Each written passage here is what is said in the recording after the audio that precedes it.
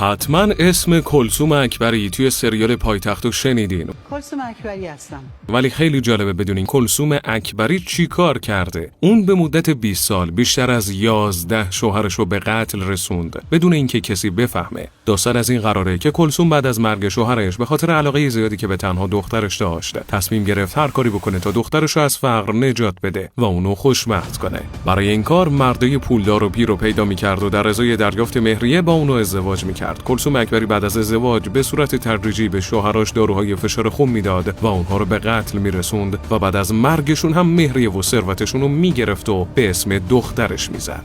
کلثوم این کارو 20 سال انجام داد و توی این سالها بیشتر از 18 بار ازدواج کرد و چون همه قربانی‌هاش مردهای مسن بودن هیچ کس به مرگ اونها شک نکرد. بالاخره سال 402 آخرین قربانی کلثوم قبل از مرگش به بچه‌هاش گفته بود که کلثوم به اجبار به اون قرص میده و اینجوری بعد از 20 سال این قاتل 82 ساله دستگیر شد. فکر می‌کردین یه زن بتونه همچین قتل‌های وحشتناکی انجام بده؟ سیکوپیک رو فالو کن تا هر روز به اطلاعاتت اضافه بشه.